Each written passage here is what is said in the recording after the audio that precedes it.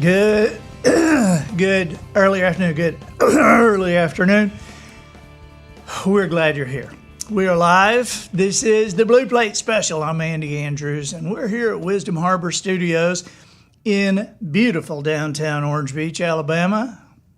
We're at the Wharf, home of the famous Marlin statues and, of course, the famous escalator statues. If you're visiting from out of town, you got to get your picture taken with the escalator statues. They look like real escalators, and they're life-size. They're just, it's just an incredible piece of art. Bob Woodall, Dothan, Alabama. How about you, Bob? Call Bob. I was talking to somebody about you yesterday, Big Bob. Gwen Smith from North Central Texas. Margaret Davis Haupt. Marcy Crosser-Taylor from Washington State. Judith DeWitt from Spokane Valley, where it's 55 degrees. Wow, it is a lot hotter than that here. Sean Falls, greeting. And you're from Indiana, and you like the weird history? Well, good, because that's what we're going to do today. We've got a great show. A lot of strange historical facts dug up from the archives of research. Amy Paget, hey, from Palmetto, Florida. Deanna Kilpatrick. Who else we got? Betty Rayford from Sacramento. How are you doing? Kim Petrucki. Hey, to all of us here at Wisdom Harbor from Oklahoma. You're in Oklahoma today, Kim? Nancy Bergen from Monte Vista, Colorado. And let's see, Johnny Hall from Durham, North Carolina. You've seen this, haven't you? Have you seen this? I have such a good time with kids with this. We have the little wooden ones, and we have these, the coasters. But it doesn't take just little kids. There's a lot of adults that have never seen this, but I just love giving them away or showing them to people and saying, you know, and these are available on andyandrews.com, and they're also available if you buy the Perfect Moment, you get one, or you can just get them on andyandrews.com. But this, of course, is a round to it. That's what it is. And I love handing it to somebody and say, you know what that's for, don't you? I go, no, what? So you know how you're supposed to do something and you hadn't gotten it done yet? And somebody says, why hadn't you done it? And you say, well, I just hadn't gotten around to it. And you say, well, here you go. Now you got one. Here's round to it just for you. Good afternoon. And that is from Sandra Mendonca from Searcy, Arkansas, home of Harding University, where they ate their mascot. Pete Black from Birmingham. We have people in the studio today. Also, we have Mobile. You guys, now, see, I'm trying to look through the glass here, and it looks dark. You guys are Mobile. You guys are from British Columbia, which is like right next to Mobile. And then we have Rich and Jean here, our buddies from Orange Beach, Alabama. You just had to come down the street. And Sam, Big Sam. Hey, buddy. So glad you guys are here. How do you like the shirt? You like the shirt? The shirt is from $Sand Lifestyles, and which is the cornerstone of the Wharf. This is this huge, massive store, and they have everything. They just have everything, but they have the best collection of T-shirts. And we have T-shirts here. We have, the 50 Parents T-shirts. We have the Perspective upside down. It's all about perspective. But we just have a few T-shirts. They've got 1 million T-shirts. Hadn't we counted them recently? 1 million. 1 million. 1 million T-shirts there at $Sand Lifestyle. So if you go in there and you're perusing the 1 million shirts, just tell them we said hello. If you're new to us and you're on Facebook, we would urge you, please just click that notifications button and turn the notifications on your phone. That way, when we go live here at Wisdom Harbor with anything we might go live on, you will be notified. Also, if you're on YouTube, click that subscribe button. And on Facebook, if you could share this show. There is a little button. If you just look down to your right there's a thing, a share, and that gives you options, and you pick to your page. And that way, this will air live, or if you're watching it later, it'll post on your page, and you can have your friends to tell you thank you so much for putting that strange historical show on my page. Chris Comer, how you doing? Let's see. Now, what is this? What is this? What is somebody saying? Mike Williams says a pastor gave everyone a lead sinker to put in their pocket so they could feel led. I'm glad I didn't tell that one. I'm glad that one's on Mike Williams. Okay, that was on Mike. So, Mr. Prater from Munford, Tennessee, and Mickey Snyder from Brooksville, Florida.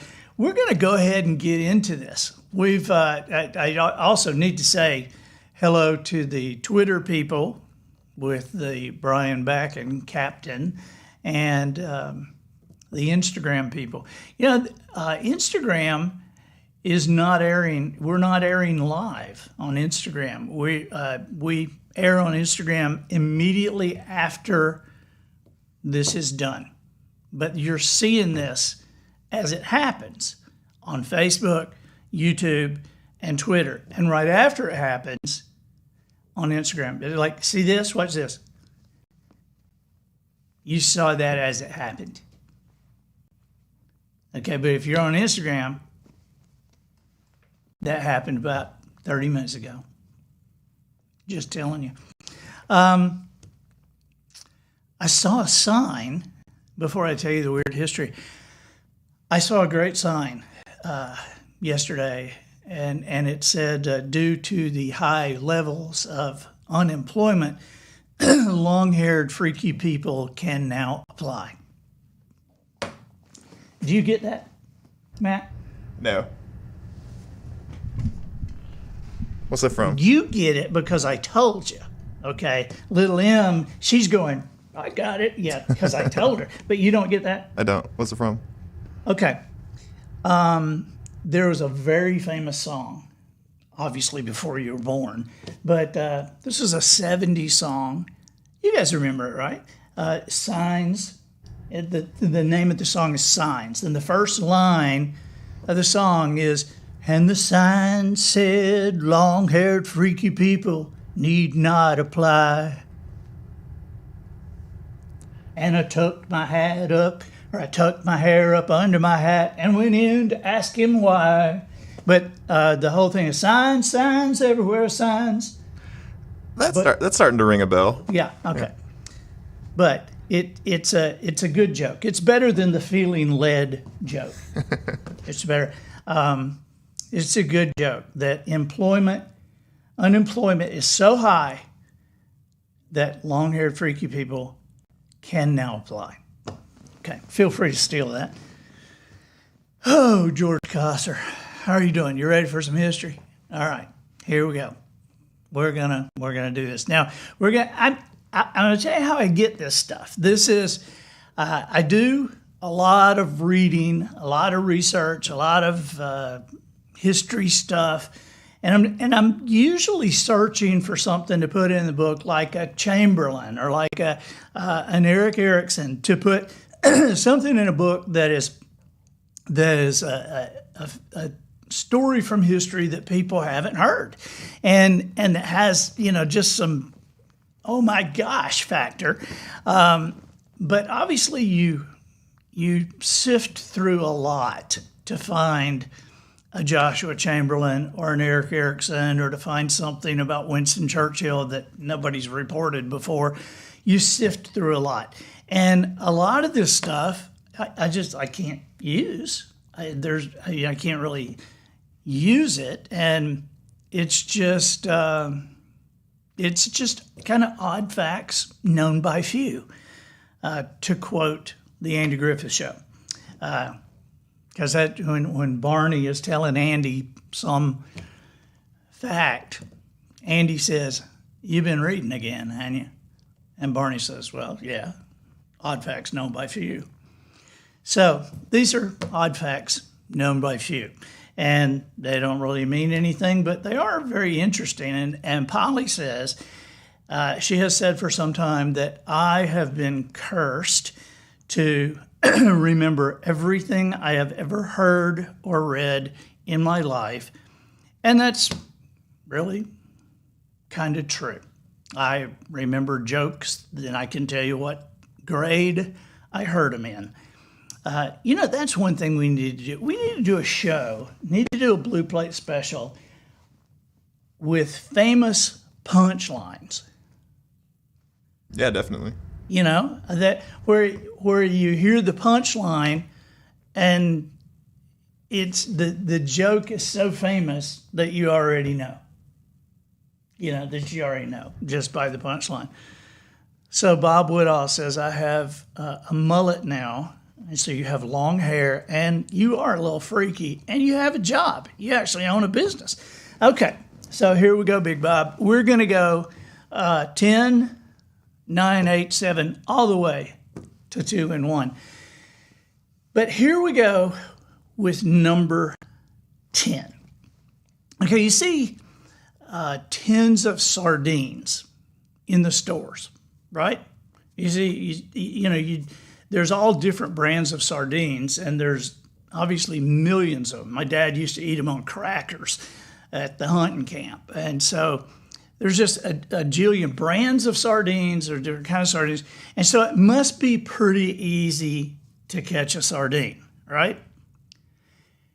Actually, it's impossible to catch a sardine unless you accidentally hook a can lying on the bottom of the ocean. And the reason is because there's no such fish as a sardine. The name is a catch-all name. It's a marketing name, and it applies to any small fish packaged in sardine cans. They're usually pilchard or small herrings, and the reason sardines are packed so tightly, it isn't because sardine companies are trying to give you your money's worth. It's because the oil they're packed in costs more than the fish. And so that's why they're packing them in there. But there are no sardines. By the way, and let me ask Lil M this. Lil M, did you know that they could kill all the mules in the world, and there would still be mules? She's going, do you understand that?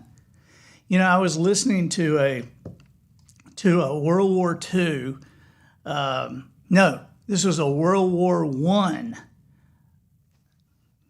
commentary on Audible. And there was some particular place that they were going in and going to go invading, and they were going to go invade, and so they took like 1,500 mules, and when they got through with the invasion, they just left them there, and so the guy who had written this said, it must be amazing today that the ancestors of those mules don't know how they ended up in this hot environment and all of that. And I'm sitting there listening to that and I go, really? This guy does not know that there is no such thing as an ancestor of a mule. Because mules are sterile.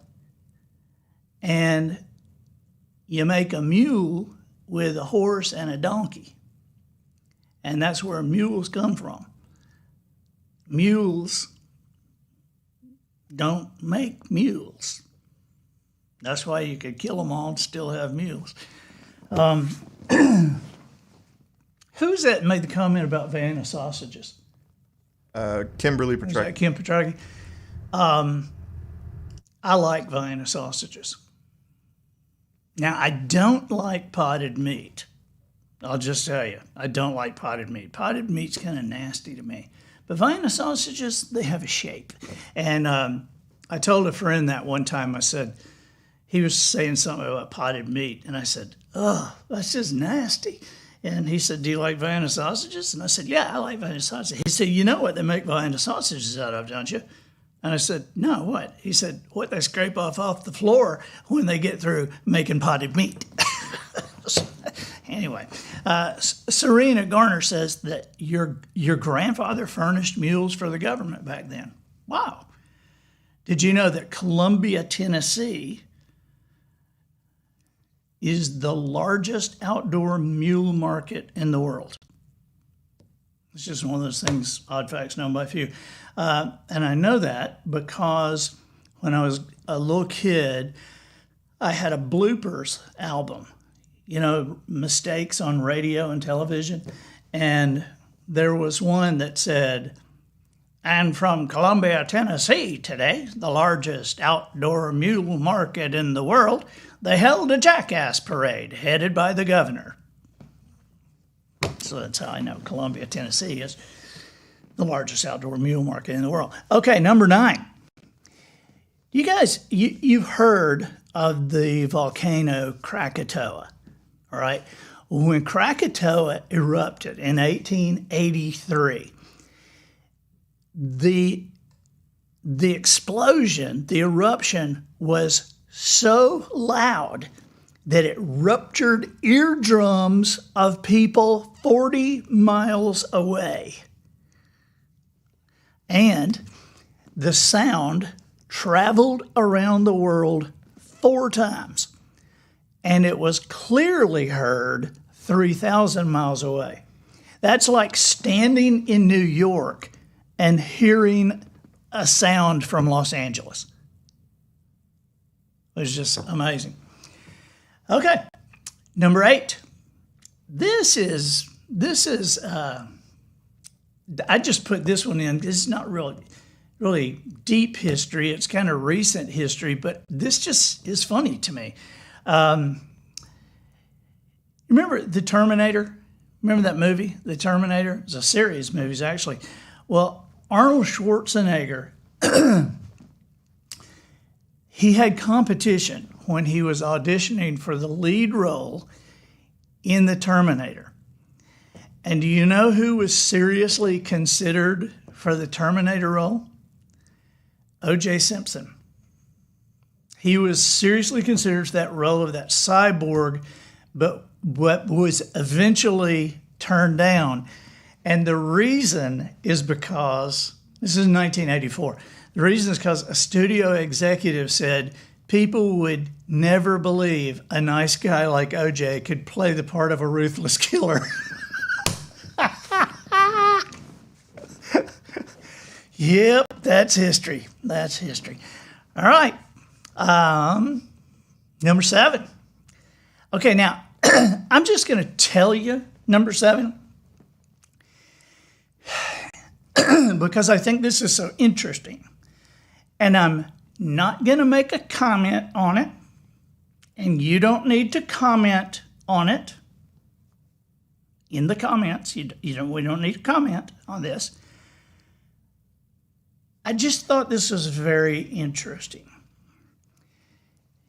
In medieval England, the word ask was pronounced axe. This pronunciation of the word was even featured in the first English translation of the Bible. Ask, and it shall be given unto you. I'm just saying. Number 6. This is some World War II history. This is pretty interesting here. And when I found this, I kind of double checked on this because I just wasn't. this just seemed like this couldn't be real, but it is evidently. In World War II, the Army of the United States was the biggest army ever assembled in history for any nation in the world. It's kind of due in part to the surge of patriotism and because of the draft, okay? But the U.S. Army numbered 12 million soldiers by the end of the war in 1945. 12 million. And let me tell you something else that happened in 1945 with the British. The British High Command, having realized one day, this was like in 44, that 30 of their tanks were destroyed by the Germans and the tank crews were killed, 30 tanks and tank crews, while the English soldiers were taking a 15-minute tea break. And if you've ever watched those shows on BBC, you know, they're having tea all the time. I mean, they're just like, it's like, you know, you take out the garbage, could we put on a spot of tea? You know, I mean, you got a problem, like some tea. You're going to bed, tea. You just got up, tea. I mean, it's just like they're having tea all the time. And so 30 tanks and tank crews were destroyed because these guys were taking a 15-minute tea break. And so they decided that if the tank crews, this was the British High Command now, they decided that if the tank crews could make tea on the go, then they wouldn't be susceptible to being caught by the enemy with their pants down and their kettles out. Therefore,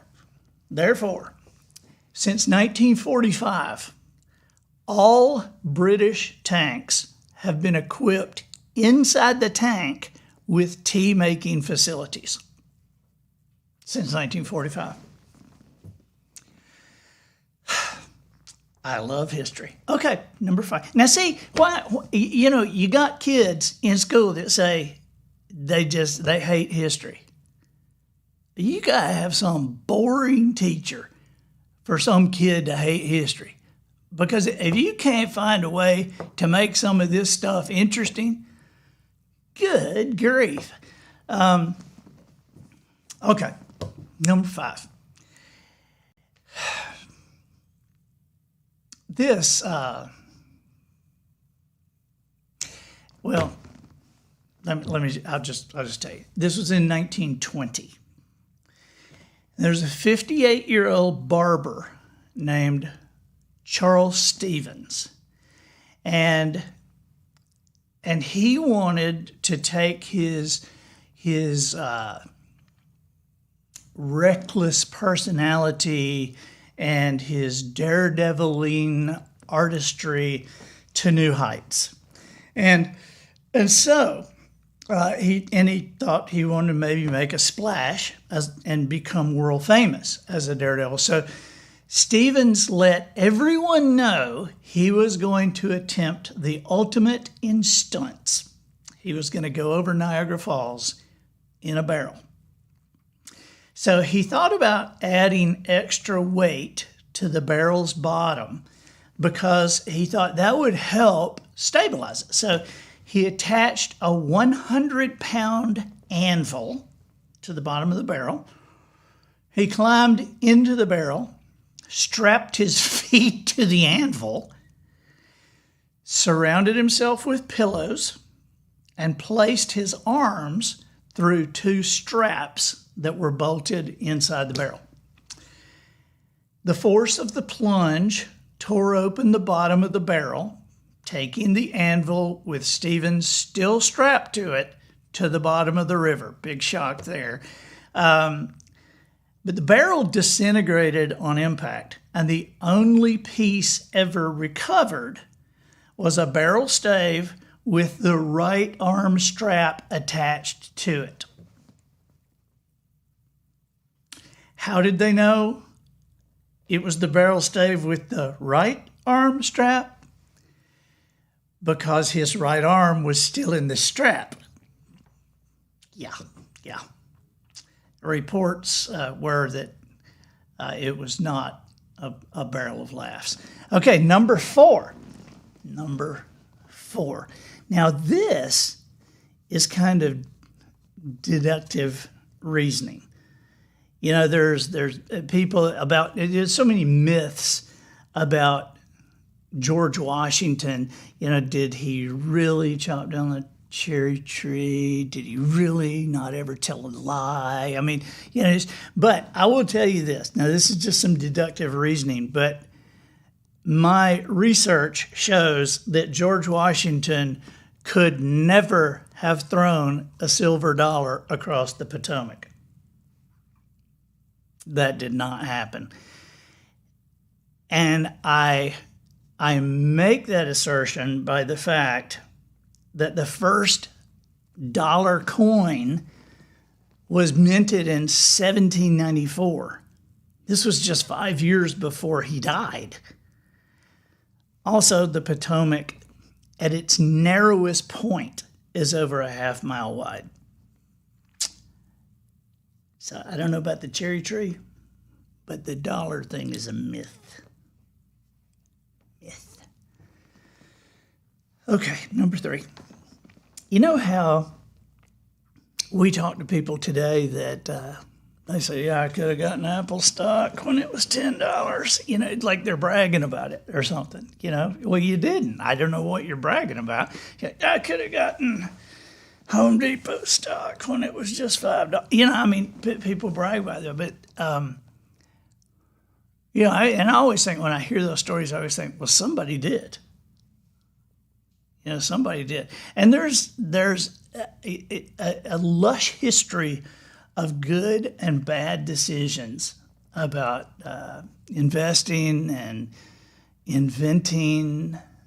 You know, there was a yacht. This is like a 90-foot yacht that used to come in over at Orange Beach Marina.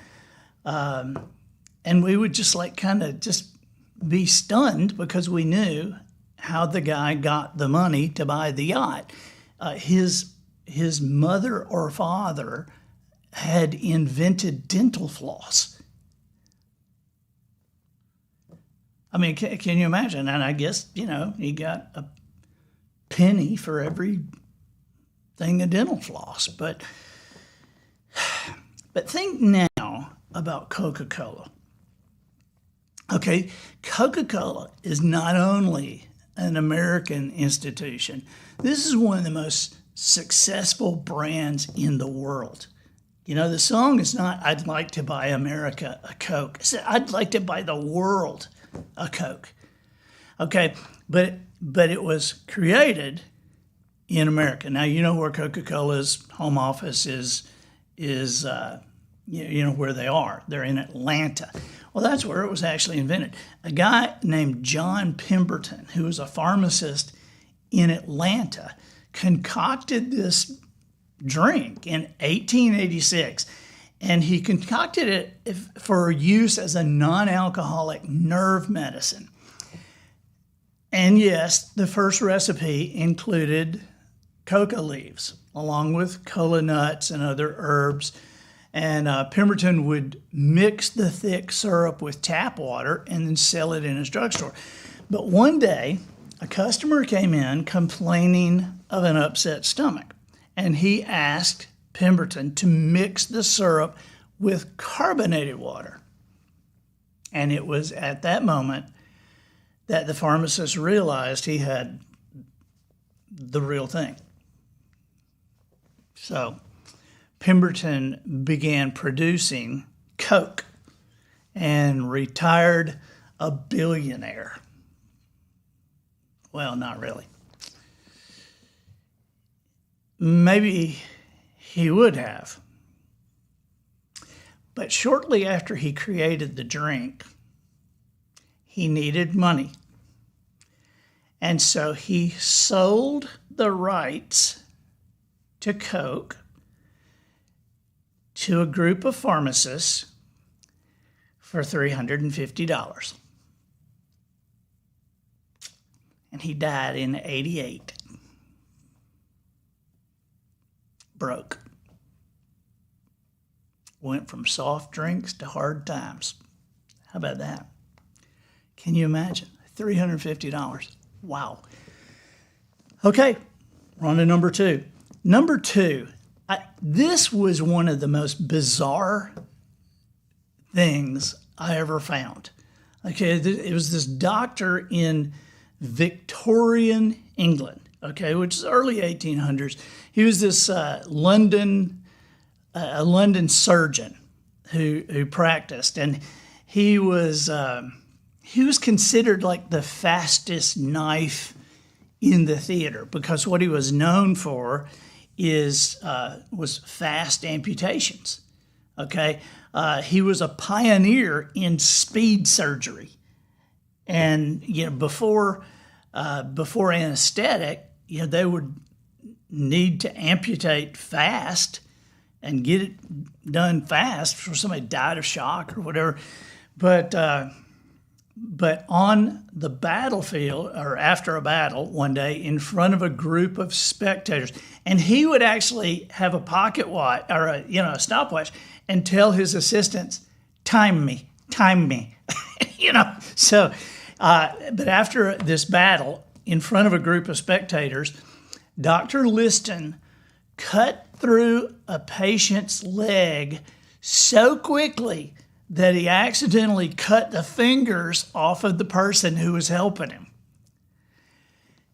One guy who witnessed this surgery collapsed immediately and died of a heart attack. Then Liston's patient died. Then his assistant died of blood poisoning, which makes Dr. Robert Liston the only surgeon in history to have a 300% mortality rate. Okay, we're gonna end this craziness with number one, which has two parts. I call these hypocrisy days. There are these events that some people, with the help of the government, will, fund it, and they'll put on these events. And so here are two that we'll just call them hypocrisy days. Okay, so April 22nd. Now, I'm adding this, even though we talked about this like 3 or 4 weeks ago. I listed this one 3 or 4 weeks ago. I found another one, and so they're just so much better put together that we're just going to do this one again. April 22nd, 1990 was Earth Day, and it was celebrated by hundreds of thousands of people gathered in New York Central Park to express their support for environmental programs. When the event was over, more than memories were left behind. 50 park sanitation workers picked up 1,543 tons of litter that the concerned demonstrators had left behind. Earth Day. Okay. Now, here's the other one. You ready for this? You ready? You just think you're ready. This was May 10th, 1975 in Washington, D.C., and this was Human Kindness Day. Human Kindness Day. It was organized by a nonprofit arts education group with the support of the D.C. government and the National Park Service. Human Kindness Day. And Human Kindness Day attracted a crowd of 125,000 people, and it featured Stevie Wonder, Graham Central Station, and a bunch of other popular bands. At the press conference following the event, police announced that during Human Kindness Day, there had been 600 arrests, nearly 500 robberies, 150 smashed windows, 120 occurrences of public brawling, 42 looted concession stands, 33 acts of arson, and 17 acts of violence toward police officers, and 14 completely demolished cars. Miss Carol Kirkendall, a spokeswoman for the organizers of Human Kindness Day, said that, and I quote, "Although sporadic rock throwing, public mayhem, and purse snatchings has been a sadness, a lot of beautiful things were going on out there." Yeah.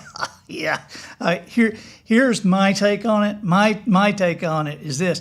If you leave the milk of human kindness out in the sun too long, the sour cream of the crop will rise to the top. That's kind of what I feel like. So there's our top 10 weird history for today. And we'll be back. We'll be back on Tuesday, and we have a guest. We have a guest that you are going to be fascinated by on Tuesday. Marcy Crosser Taylor says, "That's terrible." Well, that's human kindness, Marcy. That's just human kindness. Becky Ottenberry, it is funny. It is funny. You got to laugh. You got to laugh. Patricia Clapp says you learn something new every day. Yeah, we would hope. We would hope. But, why isn't this in history class? So, hey, and here's a reminder from Mary Heiselman that Monday is Flag Day, and it's the Army's birthday. So remember that. And if you guys in the studio, look right over there, see the magazines on the wall. I have been collecting those for years, and those are all those are issues of July 42, and there's 30 of them, I guess, up there, but they're all July of 1942, and that was the first 4th of July after Pearl Harbor. And every magazine in America put the flag on their cover. So, can you imagine doing that today? So, Flag Day is Monday, and it's the Army's birthday. Trying to think if there's anything else that we need to tell you. Sarah Smith says, "Thank you for this crazy history lesson." Yeah, I just think this is, it's very interesting stuff to me. So, and there's different ways we can get into history. We can get into, things that people did that you didn't know they did. Things that you think they did that they didn't really do. I mean, there's a lot that we can get into. And I know we got a lot of comments. People really enjoyed the Blue Plate the other day with Polly and Austin and the great story song debate. And so we're going to do round 2 of that at some point. And it's kind of a toss-up now as to whether they're going to go head-to-head on funny songs or sad songs. But either way, you can bet they'll disagree on it. Ron Reams, very interesting. Yep, it is, Ron. And it would have been more interesting if you had been reporting it. Ron Reams, a very famous anchorman from this area. So, you guys, thank you. And I had a good time. I appreciate you joining us. And the last thing, Sarah Smith made a comment. She agrees that this needs to be taught in all schools. This is mind-blowing, she says, and it's not necessarily that this particular material needs to be taught in school, but this kind of material can be sprinkled in, and it can be told as part of the story. Something, instead of a kid just having to memorize dates that they're going to forget as soon as the test is over. I just think we can make learning interesting, and we can figure out the lessons that are taught by history. Ken Burns would be fun to have on the show talking about weird history. If you know him, tell him to stop by. All right. Thank you, guys. We will see you on Tuesday. Appreciate it. Bye-bye.